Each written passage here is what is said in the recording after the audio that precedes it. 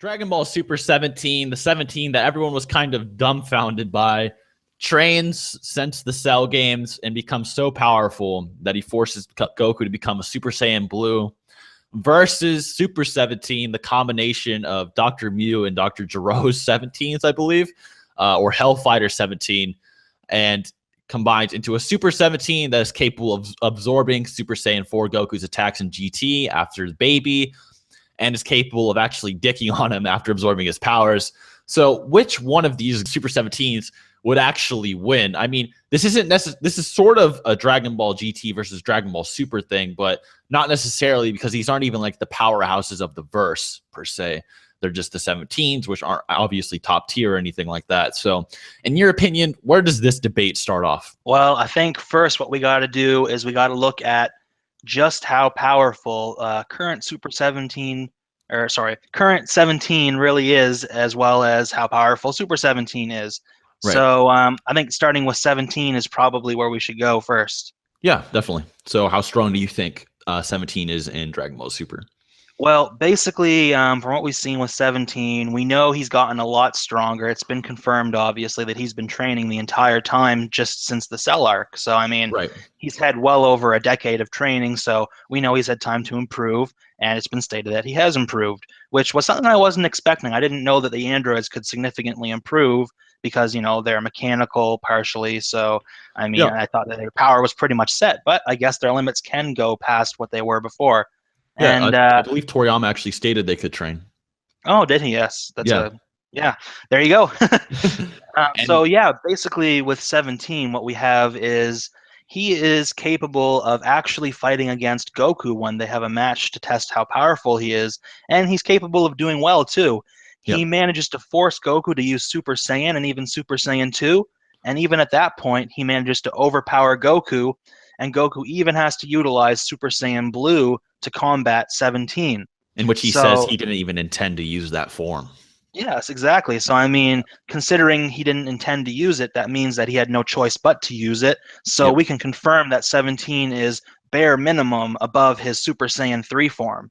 Yes. And there's also the fact that Toshio, one of the writers, now the writers are a little bit iffy if they're not Toriyama or possibly Toyotaro, did somewhat hint that 17 and Gohan, Ultimate Gohan, are actually really relative to each other, maybe even like rivals in power. So, and we know that Gohan, when fighting Goku, he begged Goku to go Super Saiyan Blue, but it should be noted that Gohan was able to take a punch from Kaioken Super Saiyan Blue Goku regardless. So it is pretty interesting to think that even Gohan would possibly be Super Saiyan Blue-ish level. What's your thoughts on that? Well, like you said, they've been compared, 17 and Gohan, so their power is thought to be pretty similar by some of the writers, at least in the animation staff or whatever kind of a department he was in. And basically, not only that, but the fact that we did see 17 actually battle Super Saiyan Blue Goku and force him to use it, I would say that that's probably hinting he's around Super Saiyan Blue Goku level. I mean, with Gohan there, we see Gohan actually exchanges blows with Super Saiyan Blue Goku briefly. You know, he takes a few hits and he dishes a few out that look like they hurt. So, I mean, that's pretty good right there. It could have been argued that Goku simply was holding back a lot of his power, but then we have Goku use Kaioken, and then he actually hits Gohan with it when they have a clash. But when he hits Gohan, Gohan almost faints, and he gets back up, and he goes to punch Goku again before fainting again. So considering the fact that Gohan can even get up after a punch from Kaioken with Super Saiyan Blue, that would imply to me that he should at least be able to, you know, be around Super Saiyan Blue level. Yeah, and here's another thing. People are kind of confused by it because, like, how the hell did Gohan get so strong? Here's the thing. We've never seen Ultimate Gohan train before. Ultimate Gohan, for all we know, could have potential that shits on Frieza. That could be his new base form for all we know. And his new base form could be obviously ultimate tier, which could be like millions of times greater than Frieza's. So it could possibly make sense that Gohan could hit that godly level with training. And of course, 17, who also might have potential higher than Frieza, was training for 10 years kind of mildly, obviously, because he was doing his work.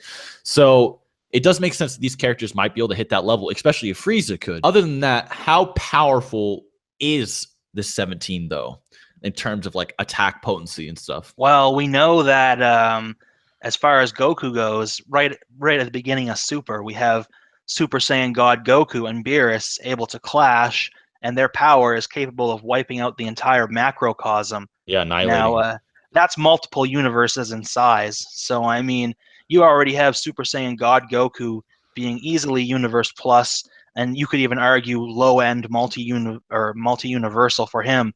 But then, I mean, after that, his base form winds up absorbing the Super Saiyan God powers, and then you stack on the multipliers for all the Super Saiyan forms.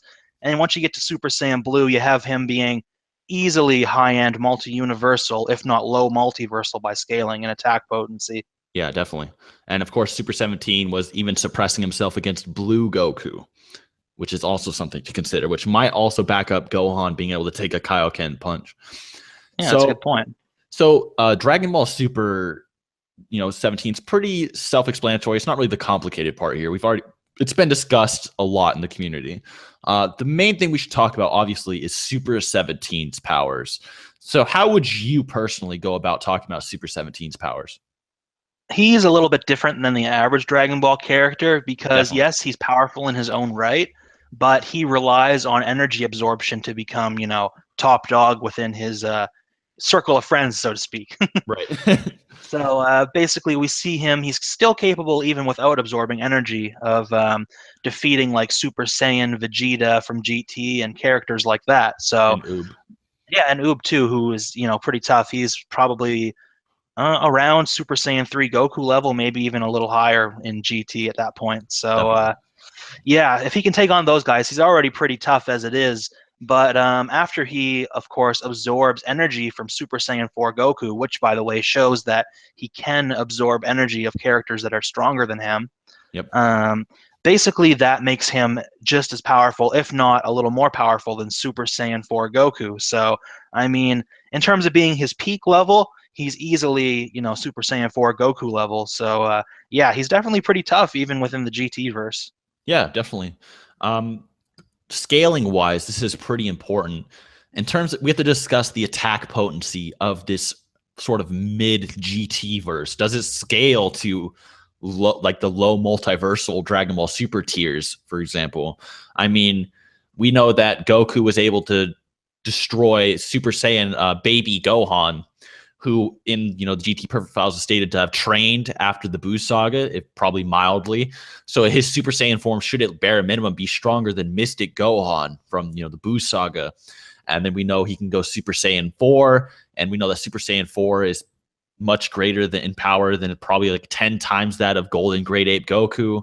And then we know that Goku gets even like 10 times stronger than that with scaling from Maju, because Maju was stronger than Super Saiyan 3 Goku in like the baby arc, but then in the next arc, Super Saiyan Goku is stronger than Maju. So he probably got like a 10 times amp on top of that. Where do you think this insane scaling goes in terms of their attack potency, in your opinion? Well, the thing is, I mean, when you already have characters who at the beginning of the series are well above Majin Buu in terms of power, right? I mean, that's pretty high to start off with. And then you got 400 times multipliers for Super Saiyan 3. You got a bunch of multipliers for, Golden Great Ape and Super Saiyan 4. Got 10 times for training, at least just over one arc, probably more if you count all the arcs. And yeah, I mean, you just add all this stuff together. You have the scaling going up pretty high, easily millions of times more powerful, probably even higher than that, to be honest, than their Z counterparts for sure. Yeah, I actually did a scaling video where I objectively proved that Super Saiyan 4 Goku is at least 1 billion times stronger than base Goku from the Buu Saga. In the Buu Saga, the interesting feats were obviously like Kid Buu is going to mollywop the universe within 75,000 years, at least the living universe, maybe the whole entire fucking thing, because it's implied the Kaioshin realm as well. And if he has to do that within like 75,000 years, possibly even 1,000 years, if the old Kai is scared he's going to get killed by Buu, then Buu lowballing at this point, since he's going to do that action, would be above galaxy level. And of course, there's like, hundreds of billions, there's actually possibly trillions of galaxies in the universe, as stated by NASA. but there's also the spaces in between all these galaxies as well. So I mean, if you put Goku at like, if you put base Goku at galaxy level, which I actually think is a high ball, honestly, because I think the Super Saiyan forms are actually exponential in my personal opinion. So if base Goku is galaxy level, the increase that he would need to hit Universal would have to be insane to hit Universal, obviously in GT. I don't think it's not going to be like a billion times. You think a billion is a big number. That's not even enough to destroy the universe if you assume these guys are galaxy level. And then by feats, even, we know that the Shadow Dragons destroyed a galaxy when they appeared.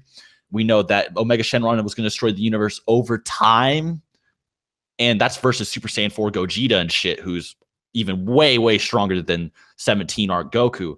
So the question is, are these GT characters in the even like mid GT, are they even hitting Universal? I don't think they are, personally, by scaling. I mean, their feats that they have, they don't really have any actual feats for it. I mean, even galaxy level stuff in GT, they have some statements for them, which you can use, obviously, with the Shadow Dragons and such. But feat-wise, they don't really have any universal feats. And I mean, the closest thing to a universal feat was Buhan, but for him, he was doing that over an extended period of time, extremely enraged, and it was somewhat of a chain reaction since he was collapsing it with other dimensions. So you could even argue that that wouldn't work either. So I mean, realistically, I don't see them being, universal level in GT. I see them, by scaling, being maybe multi-galaxy level. Yeah, I mean, there is a guy that states the composite Shadow Dragon, like the one that was smoking a cigar.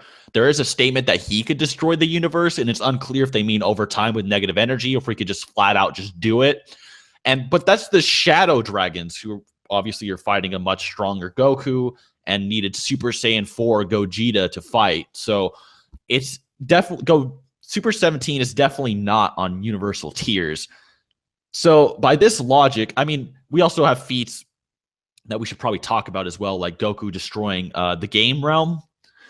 And some people think that's universal, which I actually have to disagree with, because the dimension was already collapsing on itself. It's a pocket universe that was collapsing on itself already. It's not connected to the infinite fourth dimensional time stream of the normal universe, so it would not be like a universal feat. So there's not really anything to imply that. Unless you maybe scaled them with the movies, which some people did. What do you think about GT being scaled with the movies? Because they do like the Fusion Dance, the Dragon Fist, which are obviously movie exclusives. There's Cooler. So what's your stance on that? Yeah, when it comes to scaling it to the movies, I mean, sure, there are some similarities between them, like seeing Cooler and that kind of stuff, some similar techniques. However, at the same time, the feats are different. It's been stated that GT directly comes after Dragon Ball Z by the authors and that kind of stuff. So, I mean, we know that it's directly linked to Dragon Ball Z. So, unless you're going to link all the movies to that same timeline, then it's pretty obvious that GT and the movies, they shouldn't really be scaled from. Because by that logic, if we're just going by if we see a few characters, then we should scale it to Xenoverse. We should scale it to Shin Budokai. All these other series that have these movie characters should all be scaled into one, and then it just becomes all one timeline. It just doesn't really work. Yeah, definitely not. It's especially because the movies were stated to be other dimensions from the main continuity. So there's no way if GT takes place after the main continuity that could be connected to the movies. I think that's actually just a desperate attempt to wank, to be fair. No offense to anyone that did that before, but it does seem a little desperate to do that. Yeah, no, it's what we would call in the debating community abusing power scaling. Yeah, definitely. So by this logic, let's highball Super 17. Let's say he is universal for whatever fucking reason. And what would happen if normal 17 fought Super 17, in your opinion? In my opinion, if they were to fight, if they're both serious and they both want to kill each other, 17 is going to speed blitz and put a fist right through his stomach or his chest, just like Goku did to him. Yeah, definitely. But we know that 17 is a little bit cocky, actually. Even in the Tournament of Power, we saw him just kind of clowning around with random fodders from universes and like the Beast Girl and stuff, who he could have probably destroyed right off the bat, judging by him. And so by that logic, do you think that would change anything, or? I think in character, most likely 17, he's going to see himself. He's going to know how he acts. So they're both going to know what their tactics are. They're probably going to both claim that they're more powerful because they both think they become so much stronger than they were before. Yeah.